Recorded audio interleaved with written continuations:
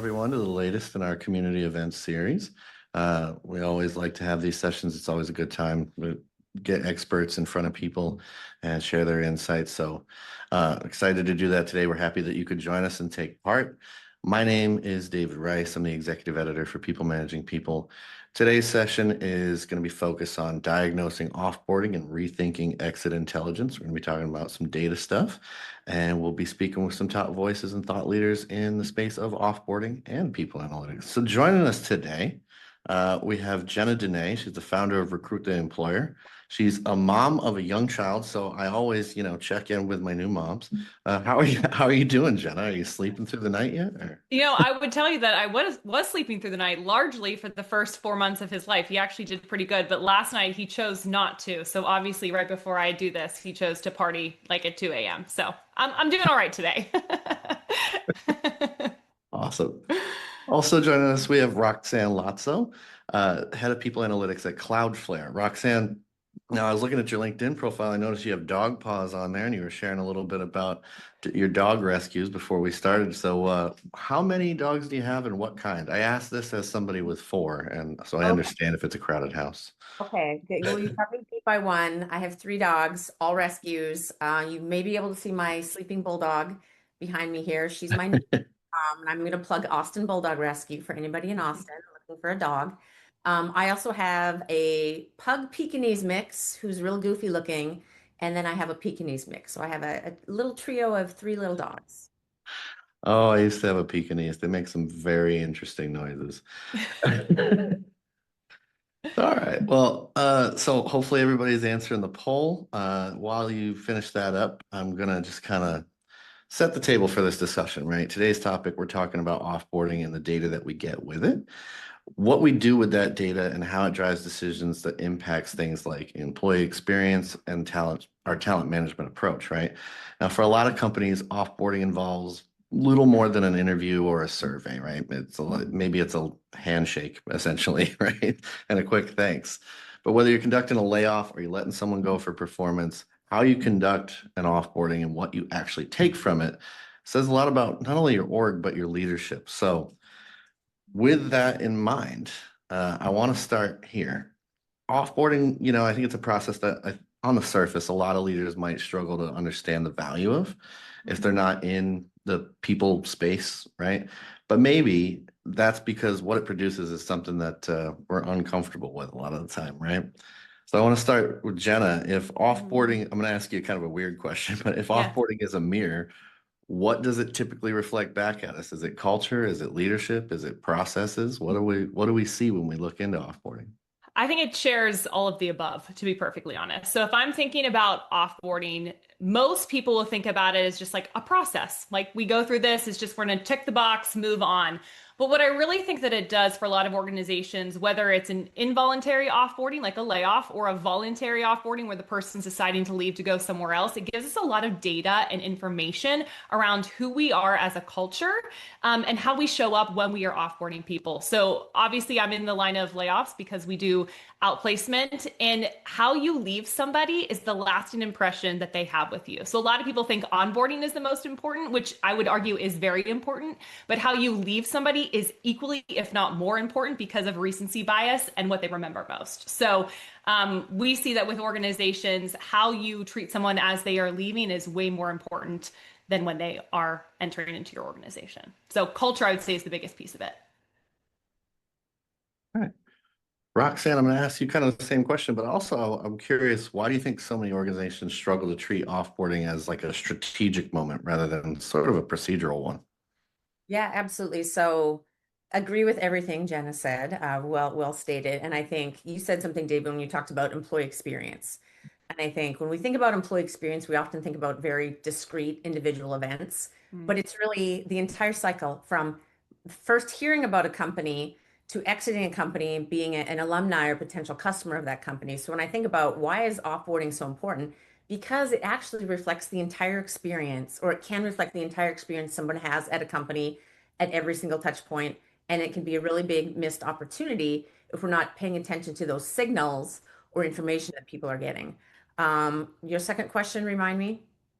It was Well, why do you think so many organizations struggle to treat offboarding as like a strategic moment rather than a procedural one? Right. So I think part of it gets to kind of my comment about the entire employee experience. So I spend a lot of time thinking and talking about the employee life cycle. And it's bigger than that. It's actually that the candidate, pre-candidate life cycle to the exit. And I think when we kind of don't think about it in that holistic view, we don't think of the importance of that discrete event because for a lot of people, I mean, we're busy. We have a million things going on. We have fires burning everywhere we turn, right? We're focused on keeping people in the organization, what's going on in the organization. I lead a people analytics function. We're very focused on our current workforce data. I think missing that piece of people exiting really does not allow us to connect all the dots to fully understand what are the touch points in employee experience and employees' day-to-day activities that really influence voluntarily, especially if someone's going to leave. Involuntary is another tricky one, right? That could be a Mhm. whole webinar in itself.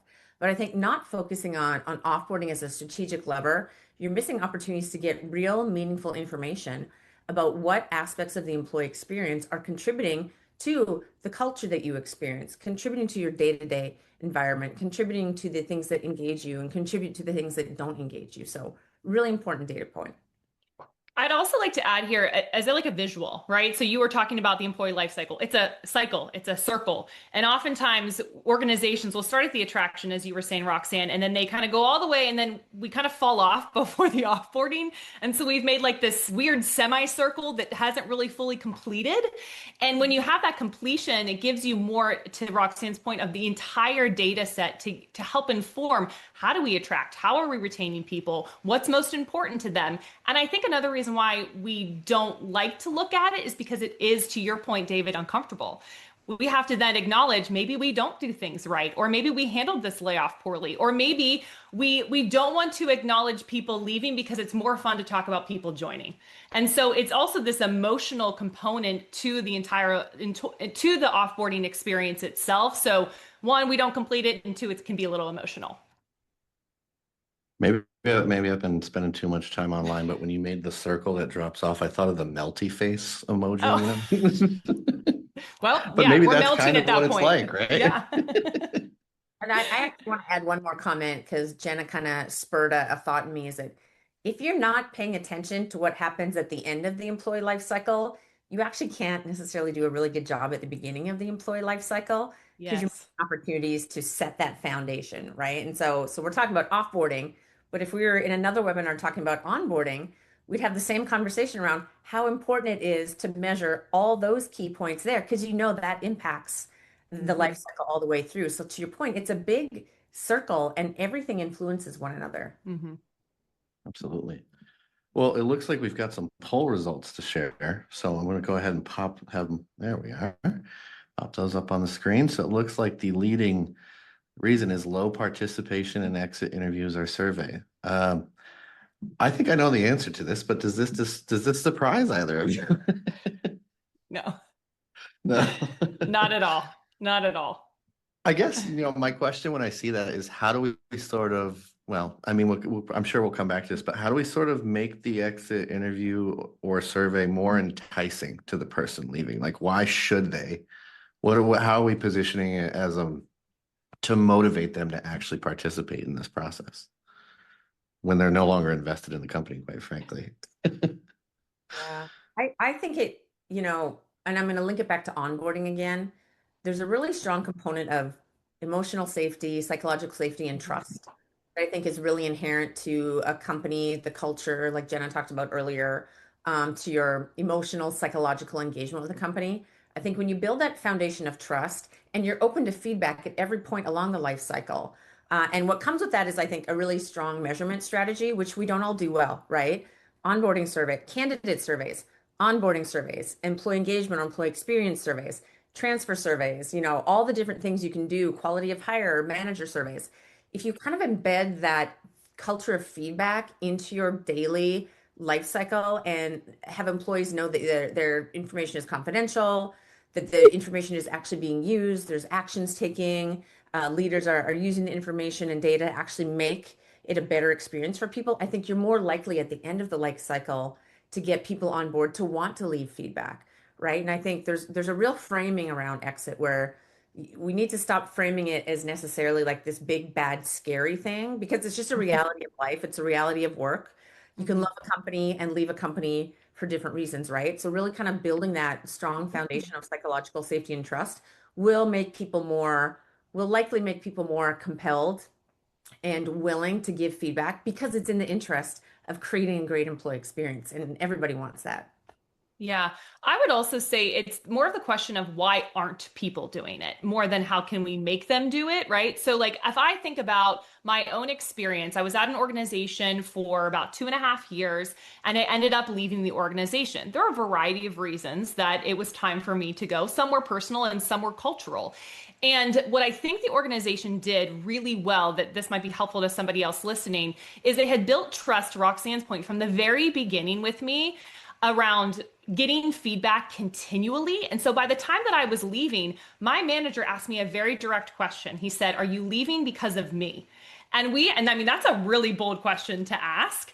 But we had built enough trust in one another. And I said, "I'm not leaving because of you, but we weren't set up for success. And here's the reasons why. And here's what the next person coming into this can do, what you guys can do better in order to make that effective." So while that's a very bold question, right? And we had built, I'm not suggesting everybody do that, but that type of rich information that they then got from me, I was willing to give it because we had built that relationship of trust and that psychological safety that I could say, yeah, this was a part of the problem, and this is why I am leaving to go do something else. So hopefully this is helpful to somebody listening, but I do think that having that psychological safety is a key component to it of why people do not give it because they're fearful of even the ramifications after they leave. And they want to be nice. People want to be nice, right? We don't want to hurt somebody, offend somebody, have somebody have a bad taste about us, feel like we're complaining. And so psychologically, we don't want to give that feedback back. Absolutely. I like the boldness of the manager. I mean, to have like the trust in you that, you Yeah. can ask and get a candid answer. Yeah. Obviously he's seen the research about why people leave, right? Yeah. True, but that is true, right? A lot of people leave because of their managers. And so getting those data points to understand why people are leaving and then linking it back to, okay, what can we do to supply our managers perhaps with to equip them better to so that we do not have this problem? Or are we having a problem with certain types of managers that are creating problems for us, right? It just gives us some more information that allows us to make more educated decisions with our entire people experience. Mhm. When we think about like exit interviews and surveys, obviously they're not the same thing, but they do have something in common, I would say, and that's, like we said, the low participation rate. And I'm defining participation rate not just as showing up, but if the person sharing something of value or interest, like investing a little bit of time with it. What have you kind of done in your roles to help push the participation up in interviews or surveys? Like, what would you say is at the core of it? Is it like a design issue, or is it that trust issue that you just kind of alluded to that you experienced with that manager? I mean, we've talked about psychological safety, I know, but is there something that we can do on a design level, would you say?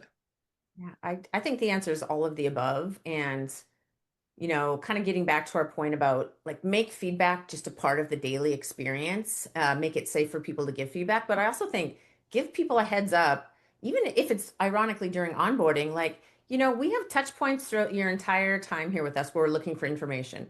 And those touch points come at XYZ time points, and they also come when you leave. So give people a heads up that we're so proactively invested in our employee experience that if you decide to leave, we actually want to know what those reasons are so we can make it a better experience. So I think a lot of it is about just communication, right? I'm sure there's people on this call. I know I have received exit surveys without even knowing I was going to receive an exit survey. So Mm. some things are very simple, right? Just communicate about it. The exit interview, that's an interesting one because some companies do them, some companies don't, some companies do both, some companies do one or the other. I think the exit interview, number one, like it has to be conducted in a place of safety again. We're kind of getting back to that, but it can be a really rich source of information to, Jenna's manager who said, was it me or what was it about me? I think those are the types of information points you can't always get from a survey. Surveys often have open-ended comments, right? But when we're focusing just on kind of discrete categories of information that are captured on a survey, we're missing the nuance of the experience of a leader. And Jenna mentioned, I'm going to reframe it as manager effectiveness. I could probably Mhm. talk all day about manager Yeah. effectiveness. I would say, and I've said it, like if there's one thing I could measure across the entire employee life cycle, it would be manager effectiveness because Mm, that's absolutely critical to the employee experience. yeah. I would actually like to bring a different perspective in on we talked about voluntary, offboarding. I would actually like to talk about involuntary offboarding, that there is data that you can use through partners to get insights as to how do people feel about your organization after you got let go. And so us as an outplacement provider, we actually do some of that data. That is, as a third party, we can ask questions and get those sentiments that you obviously, as the person laying off the employees, can't really get to understand where is our brand? How did we handle that? Like getting that feedback to understand how do we do this better and how do we, as we call it, layoffs, do layoffs with dignity. And so you can collect data when you are letting people go, even though a lot of people don't think that you can. You just have to utilize a third party in a very, discreet way, but to understand, does my organization, did we handle this well?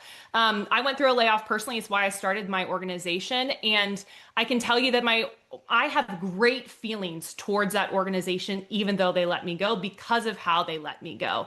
And so to your first question, David, I think you said, like, when we look at an offboarding experience, what's it say about our culture? I think that leadership is really made not in the good times, but in the bad times.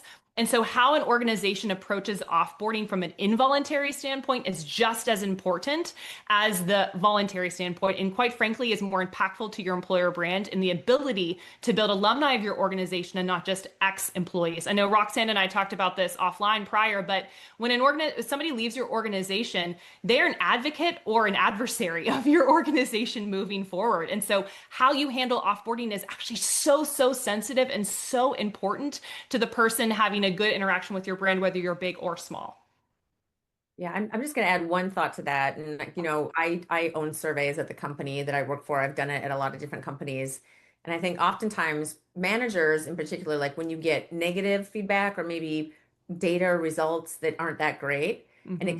really, you can take it personally. And my advice is always like, thank goodness you got honest results, So like Yes. flipping that switch, which is like, Hmm. yeah, nobody wants to get constructive feedback, shall we call it, or even like really, really negative stuff. But you know what? Yeah, People are being honest, and we should be thankful that people are being honest enough to give us that feedback and information. Now, is it some of it a little bit tainted or emotional of driven? course. The fact is, it's still feedback. And when you think about some of the stories you hear about bad offboarding, involuntary experiences, that's feedback for the employer, right? Hmm. About like, okay, how do we actually think about doing this in a more humane way that's very handled very differently? Because I know we might get to at some point when you think about rebound employees Yeah. laid off and think about tech. So I work in tech, tons of layoffs over the last couple of years, a lot of people hired back. Wow, I bet you if they had a really bad experience, they're thinking twice about going back to that organization. Hmm. Yeah. 100%. That is happening. It's interesting. I recently had an HR leader tell me about Glassdoor reviews. We were having a conversation and they were like, well, it's just bitter employees on there complaining. And I thought to myself, maybe, but also to the person who's thinking about working for you, it's they're just looking into the emotions that you're making employees feel and the Hmm. impressions. Like the person took the time after they left your organization to write this. That's a fairly strong indicator of like how you Hmm. made them feel. And I think it's, to the person who's looking at the place of work, that says something. So this gets into your employer brand and your ability to then go around the other end of the cycle, right? Right. And It connects the dots, right? It can, and I think as people leaders, when we're talking about feedback, I use this analogy with people leaders when I'm talking to them is if we get negative feedback, we can either let it pierce us like a dagger and we take it personally, to what Roxanne said. We can let it feel like a Texas burr. I know, Roxanne, you live in Texas, like those burrs that just kind of stick to you and you're like, oh my gosh, get off of me. Or we can treat it like a ping pong where we receive the things that we need to receive in here and let the rest bounce off and not let it take it so personally. And then make changes from that. And so if you're able to move from the dagger to the ping pong ball, it's a lot easier to make changes that are actually going to be really beneficial to your organization. absolutely. And I will add into that. When you think about employee listening, which is really around, the entire employee experience, like a really good, robust employee listening strategy is going to be extracting that external data as well. Yeah. Glassdoor, Blind is another one, right? Some different ones. Like keeping tabs on what the sentiment is in that data and information can actually give you a lot more insight than you'll ever get while somebody's employed at the company or during an exit interview. So really important to keep tabs on that data as well. Yeah, absolutely. I'm curious, do you feel that some, folks make mistakes in terms of what they're analyzing? Like maybe it's what types of data, maybe some are overemphasized or over invested in, or maybe some are just completely overlooked. Yeah, absolutely. So I kind of touched on it before from my perspective. So I think just looking at discrete categories of information, it's information, but it's maybe not the right information. So 99% of the time, someone's going to say, compensation as an example, right? That's like a very common one. Career growth. We see those all the time. So those are very factually correct, but what does it really mean? Does it mean compensation that like I happen to know that two of my peers who I have the same job as are making more money than me? Is it like I heard a rumor about somebody getting some big award or equity grant and I don't know why, right? So like digging into the reasons behind those are really, really important. And I think career growth means so many things. Does that mean I'm changing my career altogether? Does that mean I've been here for 5 years and I haven't been promoted? But also, by the way, there's nowhere for me to be promoted into. So I think like finding out what is really behind those kind of like single discrete categories is going to give you really, really rich information. Yeah, context is king, right? Like having that context really does make a difference. I was coaching a leader through an exit interview that they were doing. They're kind of integrating some exit surveys into their organization. And she was doing the exit survey and she thought that the person was leaving because of XYZ reason. She thought it was compensation. It wasn't. It had something completely different to do with it. And so she would have chalked it up and put it in her data set of like, oh, compensation. So I need to pay these people more and would have made a poor strategic decision for the future of her people ops. But because she got that more rich context, it actually allowed her to be a little bit more strategic and thoughtful around, oh, this was a singular incident. This wasn't a global issue that we're having as an organization. Well, if we're thinking about reframing offboarding to be as intentional, as human-centered as onboarding, what advice do you have for everybody here as they sort of look at like strategies or tactics, techniques about how they might do this, just as like a starter pack, if you would. One of the things that I've noticed when I've talked to some chief people officers, this one chief people officer that I talked to recently, she said, I know we're a small company, we're a growing company. I don't anticipate that everyone's going to be here for 30 years. I anticipate that people will probably be here for 4 to 5 years. I want to build a culture and an organization that they are really proud to be from. So I think that is a great sentiment that we can all adopt as people leaders to think about that. What would make our environment a great place to be from and integrate that into how we approach offboarding and how we think that we should actually even think about offboarding as a strategy, right? Let's just start at the basics of from voluntary to involuntary. We need to have a strategy and plan so that when it does happen, because it will happen, voluntary or involuntary, that we know how we want to approach it. We know that it aligns with our organization's values and that we're going to live that out in how we approach people and how we treat people on the way out, just as much as we treated them on the way in. Be a great place where someone is from. Yeah, absolutely.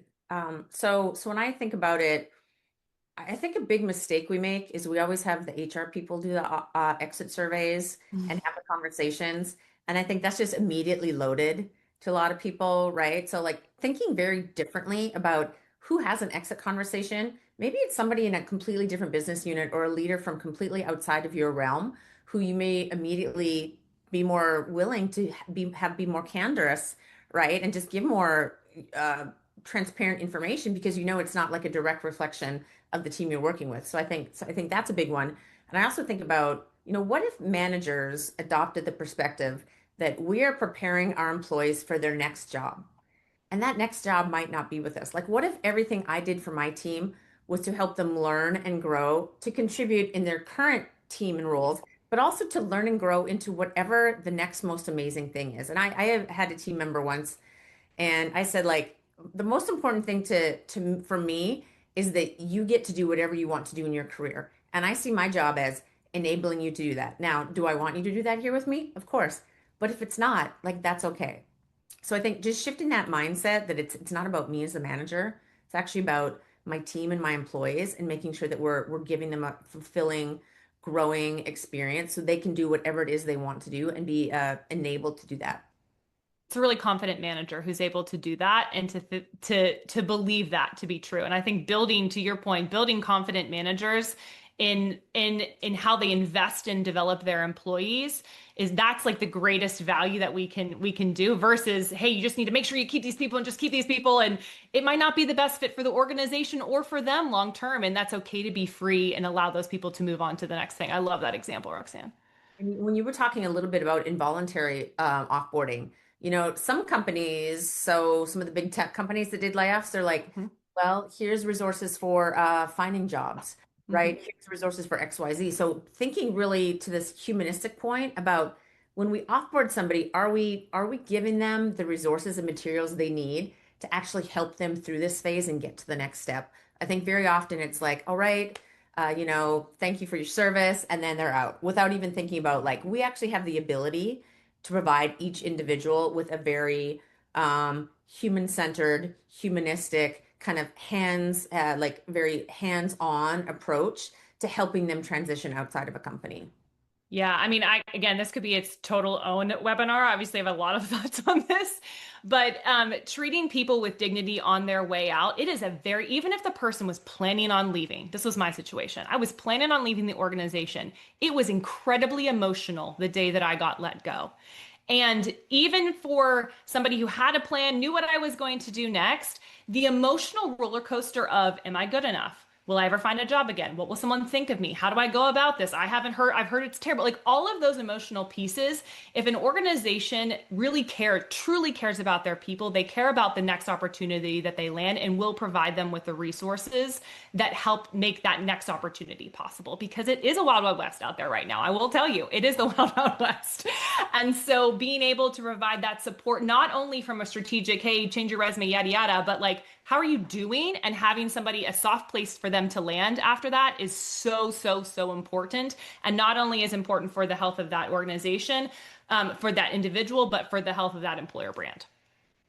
I think you both hit it on the head. And I just think such an important part of it is sort of how you show up to these things. And if you're doing exit interviews, I mean, a great example is just like, think about how you show up to an onboarding, the energy that you bring, the excitement about their new time.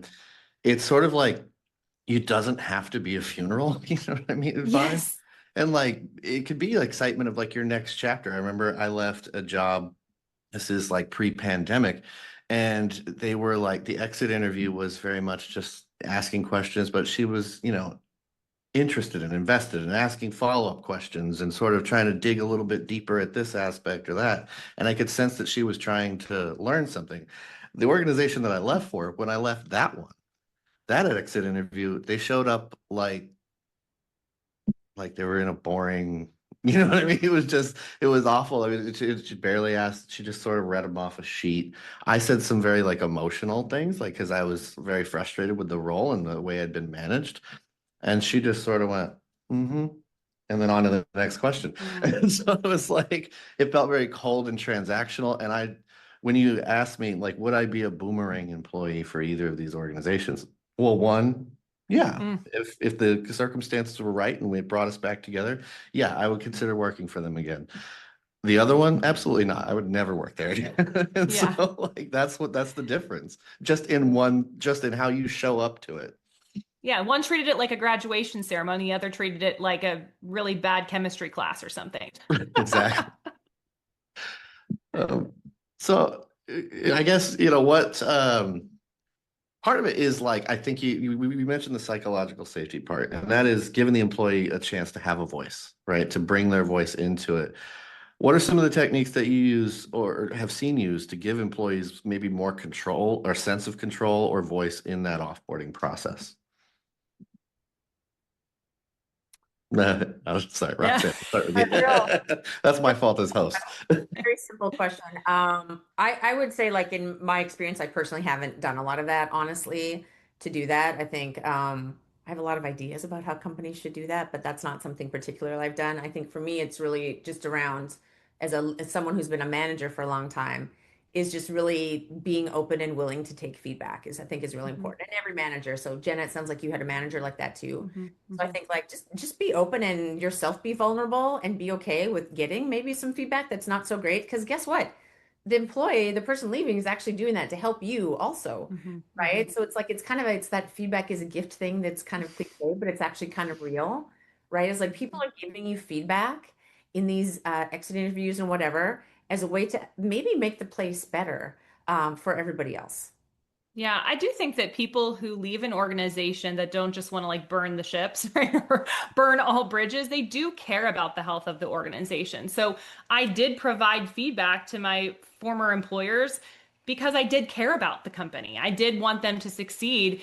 And my hope was that I might be able to provide some sort of impact on my way out. So I think it's around creating opportunities for one, it has to be taught in the manager level from the very beginning. Like a conversation, teaching managers, that middle management, how to have really hard conversations needs to be like the basic 101 that we're doing so that we're able to create an environment so that people feel comfortable to share more information. I wish I could give you a very like data, do this plus this equals Y, but I really do think that softer capacity of helping people feel comfortable is really, really important. And it starts at that manager level. When we think about connecting it all, right? When we step back from it, we've got some insights, we've gleaned some things from it, but how do we sort of connect it all back to the employee life cycle touch points that we mentioned before, whether it's performance, promotion, manager feedback, and make those adjustments or changes that we need? Mm-hmm. Yeah, so this is kind of we've touched on this thread of the full circle, right, the whole time. And I'm going to go back on my manager effectiveness soapbox.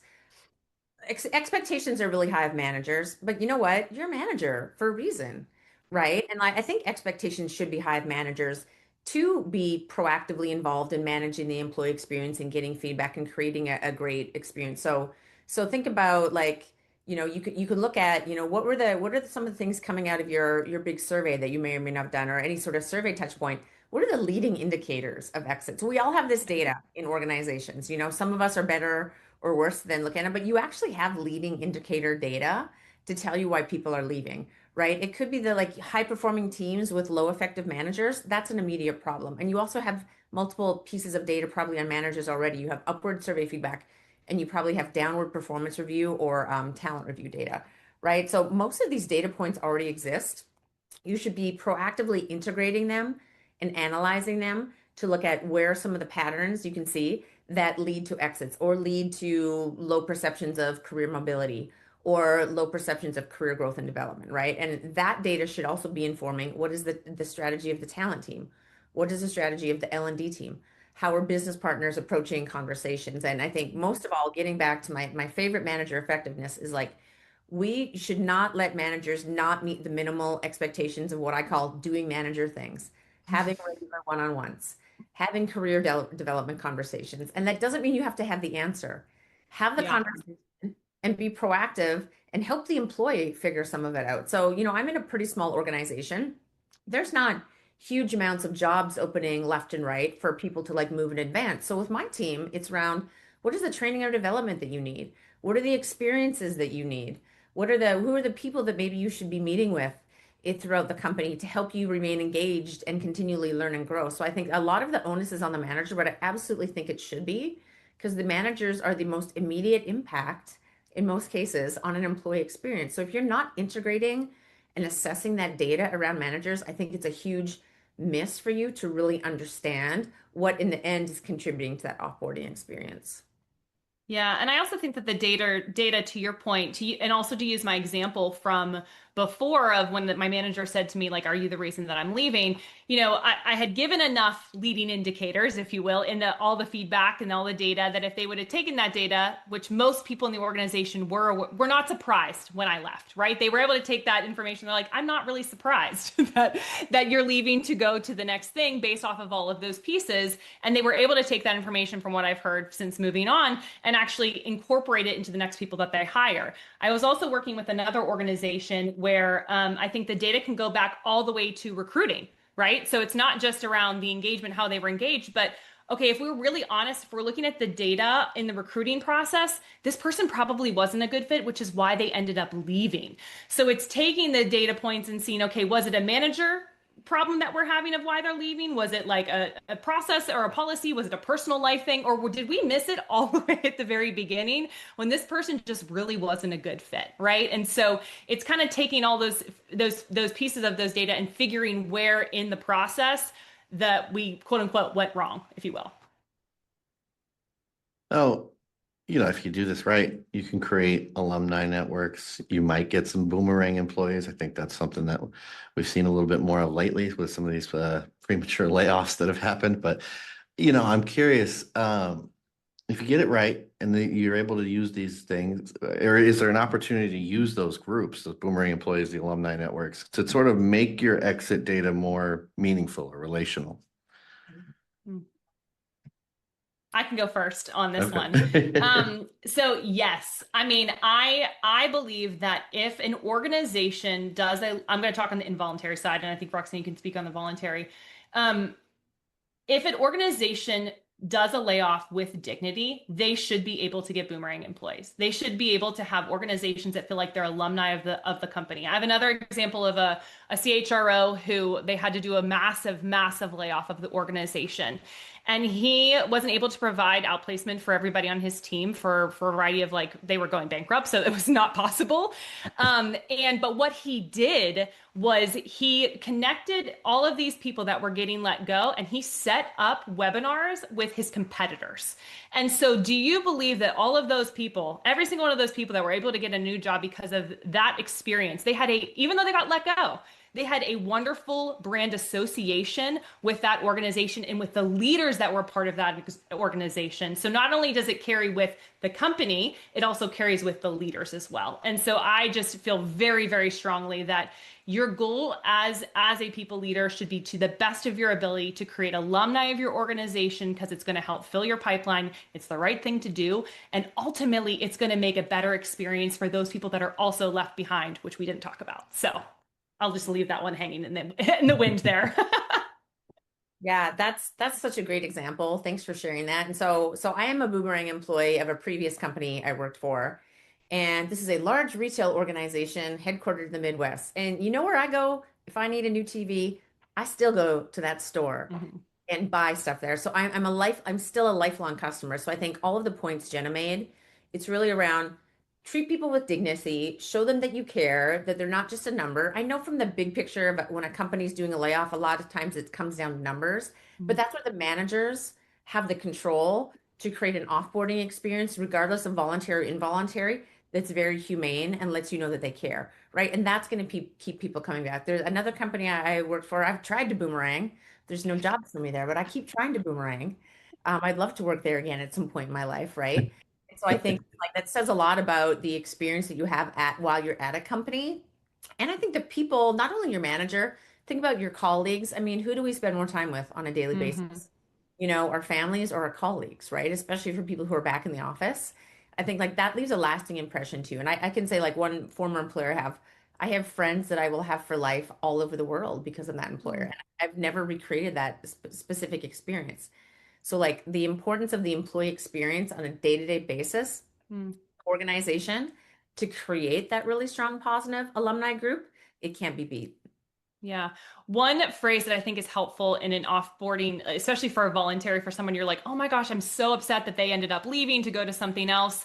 One thing that I've found to be really, really powerful in those exit interviews is if you truly believe this as a people leader or as the manager, if you ever need another job, you're more than welcome to come back here. That phrase alone, we'd love to have a conversation again, that feeling that somebody has receiving that information makes them feel safe, makes them feel secure, and makes them have the best feeling about that organization. I've had people say that to me when I left a company, and even after I gave crappy feedback about the company, and them saying that makes me have a good feeling towards that organization. It's a very practical thing that somebody can utilize if they feel like it's appropriate.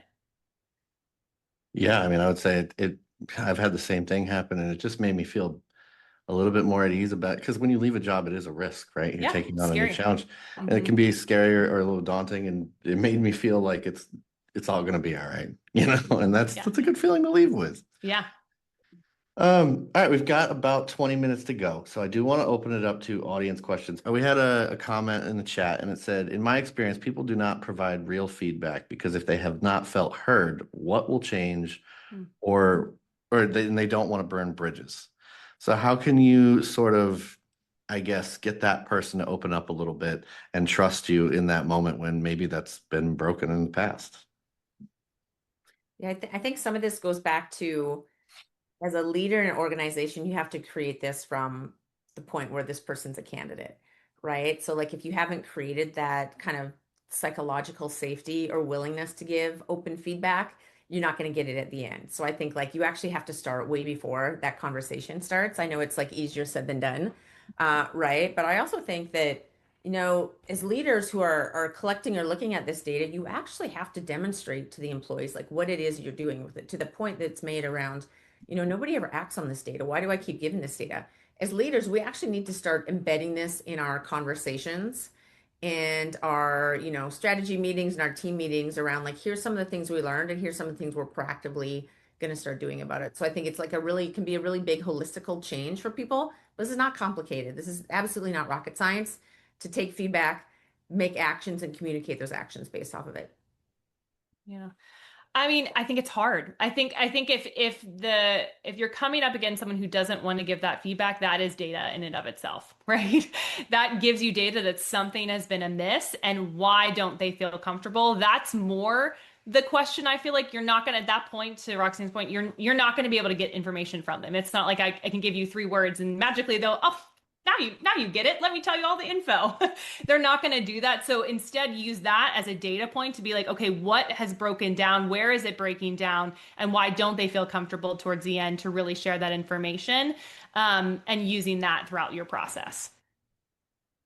Excellent.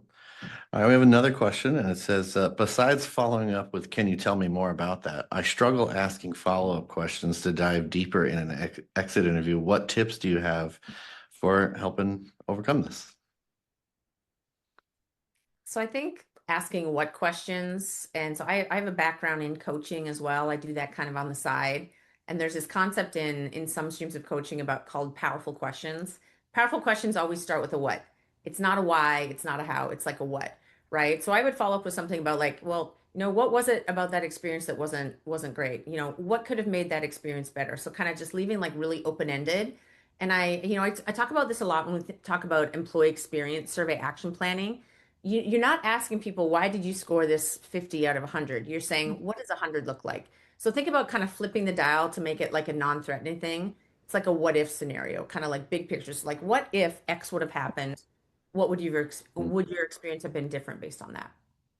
Yeah, getting agreement on definitions is really crucial to really understanding what the data looks like. So if somebody says, I want career development, tell me what career development means to you. What practically did that look like? What did you expect to happen? And then it didn't happen, right? And so it's getting understanding the definitions of what somebody means by, well, the culture wasn't very good.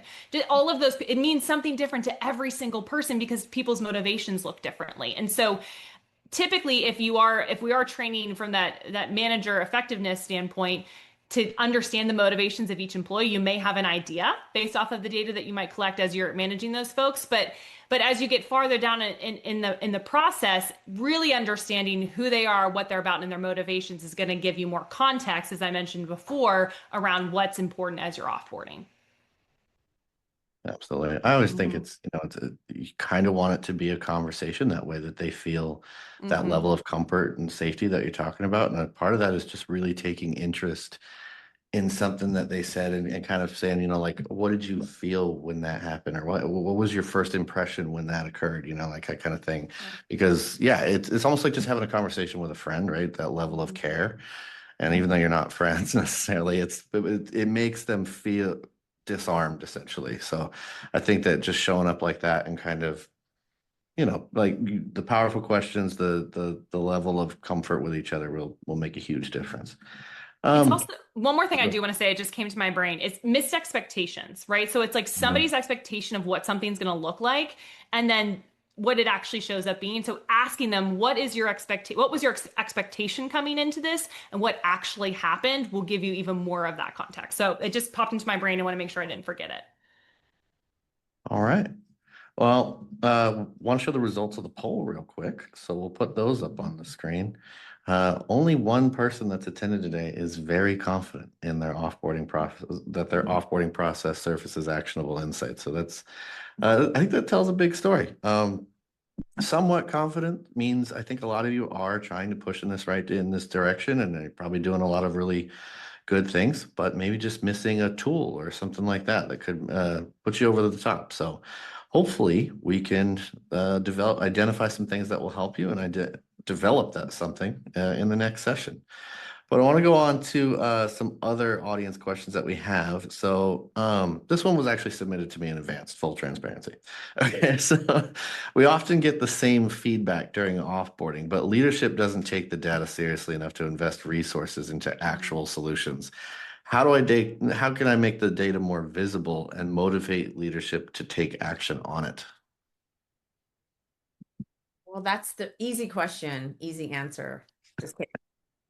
It's a challenge, right? And it's a challenge I've certainly faced in almost every organization I've worked for, and not even around offboarding. Just think about kind of any sort of measurement. And I think if you can, and I know this again, this is easier said than done, the extent to which you can link it to actual outcome data, right? So our top talent, our female talent, our people from critical talent groups, are they sending single signals to you? Are they leaving at higher rates? Like, how can you take the data and the information about people who are leaving and correlate it back to things that are important to leaders, right? So, like, if you're in a coding company and all your best engineers are leaving, like, what's going on with that? So I think the extent to which you can link it to that, if you can link it to hard dollars, so if you're high performing sales, people are leaving, and you can link that to revenue lost and then bring in like cost to rehire. Again, it's not easy to do, but kind of what I've found is to really get the hook on people is to link it to some sort of outcome metric that matters to the leaders. That's when you kind of flip that dial and get their attention. And so when I worked at this large retail organization based in the US, one of the things we used to do with this survey data was correlate it to financial data. And we're actually able to show the impact of like a 5-point increase in XYZ on the survey led to like an X point increase in actual revenue at the store. And so that really got them engaged all of a sudden, right? So the extent to which you can do that, I think is a really, really big win. Yeah, I wouldn't have a lot to add, honestly. When I'm kind of coaching a people leader through, hey, what do you do with this data? We want to make some impact change. It's not really happening from the top. It's really thinking about, what does the top care about? And they care about making money, saving money, or taking things off their plate. And so anytime you can attribute whatever you're doing on the people side with the data to back it up, that streamlines straight to one of those three things, I found it's at least a more productive conversation, and it almost provides you with, hey, this is my business case of why this is going to be beneficial to the organization and your goals. It's always just a better conversation, but obviously still challenging nonetheless. All right. We've got another one here. It says, we've seen success with our one-to-one program where managers must meet with their team members on a weekly basis, but some managers push back saying that their teams don't need it or perform well without it. Have you come across pushback like this from managers, and how would you address it? So something we did recently, and I've done in other companies, is when we do our big surveys, we add in a question around frequency and quality of one-on-ones with managers. And guess what? You can correlate that to all sorts of interesting things that are going to let the managers know whether people need more or less, or whether you're doing a good job of it. So I think the answer is like, I understand why some companies have those mandates, but the reality is it depends, which is kind of like a non-answer, but it's actually the answer. Some people do need those touch bases very frequently. I probably meet with my team like 5 times a week, formally and informally, just because we work really closely together. That's the nature of the work we do. But there are some people that you don't need that frequent of a touch point. But here's the solution. Ask the person and have the conversation. Hey, we're supposed to have weekly one-on-ones. Are those working for you? What's not working for you? Right? Like, have the conversation and ask what's really meaningful. Like, that what you don't want to do is over-index on meeting so often that it becomes micromanaging, right? And there's lots of information and data on there. You really have to kind of have that interaction with your team individual basis to figure out what is the sweet spot for me understanding what you're working on, what you need help on, where you need my support versus like just let me go do my job. It's a balance. Yeah, I think from a cadence perspective, it really is individual to the manager and the individual, and it's also what's the purpose behind the one-on-one? Is the one-on-one designed to be those catch-ups of, hey, this is what's been going on, or is it a career development opportunity for, hey, let's talk about you, let's talk about your career goals? It's a very different conversation, and so what we typically coach, we do outplacement, but we also do manager cohorts where we call it the real-world manager. It's all about what do you actually practically do, not theory. And one of the practical things that we recommend is that if the cadence that works for their team is a weekly basis, 3 of those should be, hey, what's going on? And then 1 of those should be a career development. Hey, how are you feeling? What's going on? What are your goals? And so that it kind of breaks it up a little bit and isn't just, hey, I'm micromanaging you on this task, but hey, I'm also really investing in you, which allows you to get those data points so that you can understand, hey, are they at risk for leaving? And it's not just process related. Yeah, and I will add one more thing in. If you're kind of on the more sophisticated side, if you're looking at activity data or network analysis, that's going to be really critical if Yeah. you're do that to look at what is the impact of manager activity and interaction with individuals and teams and others outside of your teams to really get a sense of kind of effective managers or not. So the extent that that's possible in your organization can be a really powerful tool. All right, now everybody's we're in the AI era now, right? So everybody's tying in a little bit of AI into their work. They're learning where to apply it. And I'm curious, what is sort of the role AI can play in offboarding, and where is that sort of ethical line? What do you think offboarding might look like 2 to 3 years from now with AI integrated into the process? I probably have some strong feelings on this. Well, let them out. Specifically on if for the involuntary. I'm not going to speak to the voluntary because I think there's a lot of opportunity potentially there. But for involuntary, if specifically for outplacement or if you're using a third party provider, if they're touting that they're using AIifying everything, I would say run or question at least at the very least. Because when you are letting somebody go, they don't want to be let go and then be given a bot to Right. deal with. They want to be given a human. So we have made a stance that we will, the first interaction that somebody has with our brand, with our outplacement to be the soft place to really conduct layoffs with dignity, a real human will be interacting with them.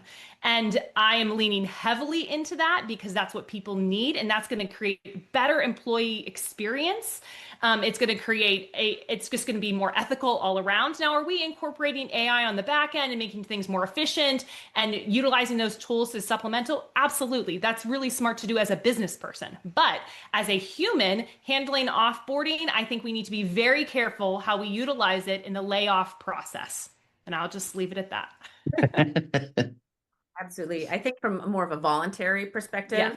like AI can and should be used to automate processes, right? Make sure that people are getting the forms, the information, all that kind of stuff. So AI can be really good that way. I think it can also be really good for like customized exit journeys. So Mm-hmm. your exit is going to look different if you're an account executive, if you're an engineer, if you're an HR generalist, right? So how can you use AI to kind of maybe enable a more custom journey is part of it. And then I think it's less about like AIing the offboarding process but versus using all the data and information you have, and maybe it's a predictive or a machine learning model and a sentiment analysis to track those points back to our friend, the employee life cycle, tracking those points in a model to give you those leading indicators of the likelihood that someone's going Mm-hmm. to leave. And I don't mean on an individual basis, like, oh, Roxanne went to LinkedIn and looked at a job. So that means, right? It's really more around like Roxanne didn't have one-on-ones with her team for the last like 4 weeks in a row. Like Roxanne hasn't been having as many meetings with people outside the organization or whatever it is, right? So kind of looking at what are the data points that we already track, throw them into a model and use that model to give you some predictive insights about what the likelihood of onboarding is likely to be.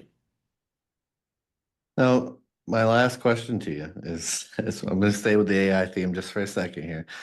If I was developing a prompt to put into AI, right, and I want to have it help me analyze the exit data that we have, what are the key points I need to hit in that prompt to frame it for the AI to tell me the most that it can? Again, you're really put me I on the only spot ask there. simple questions, you know? So, so something I would think about, and it's something we touched on earlier on, is like you have to say in that prompt, like take a very human-centric individual approach to XYZ. So I think really make it from like the perspective of like the person first. Yeah. I would also tell AI to be mean to me. Like, give me the feedback I need to hear because sometimes AI can be a little bit like kind in some of the feedback that they synthesize back, I have found. And Hmm. so being like take the hardest approach to it, I think is really a very like practical thing. I am not by any means an AI expert, a prompt expert by any stretch of the imagination, but I have found personally that when I'm analyzing large swaths of data, it can be a little bit too kind in its feedback. Yeah. The Yeah, other day, ChatGPT is always boosting my ego. Yes, uh, exactly. no, the other day, Claude told me that I was absolutely brilliant. Yeah. And I was like, okay, you need to calm down. But okay, no, that's good. That's good. It's good context. And of course we do oh, well, somebody asked here, what are some good AI tools in your opinion, if either of you have used AI in this? I mean, for basic tool, ChatGPT or Gemini, if used correctly, can be very powerful for almost Yeah. everything you need. But you need to understand the different models and the different features, which there's tons of like really simple, quick training courses you can go out there. But either of those tools will give you what you need for most of the things that you need to do on a daily basis. Yeah, I would agree. And I would say that I'm very hesitant to use, I say this with a grain of salt. I'm very hesitant to use like a chat GPT to like write an offboarding email for this person. But where it could be helpful is here's my offboarding email that I'm planning to send. How do I humanize this more? Or just to be a sparring partner to give you ideas, or this is their personality type. A lot of organizations take, person like their the MBTI or whatever. How do I say this in a way that's going to be most receptive to them? So just slight nuances there. We've had some success with some organizations that have done that, but by no means should you just say, ChatGPT, give me the, exact template that I should use. It's really ineffective. All right. Well, we are approaching time. We've only got 1 minute left. So I want to say thank everybody for joining us today. This was great chat. And take a second to fill out the feedback survey that is in the chat so we can, learn from what you thought of today's session. You can let us know. If there's a topic you'd like to submit for us to cover in the future, definitely let us know. And of course, a big thanks to Roxanne and Jena for being here today, for volunteering your time. We appreciate it so much. So thank you for sharing your expertise with us today. Awesome. Thanks for having us. All right. And have a great rest of your day, everyone.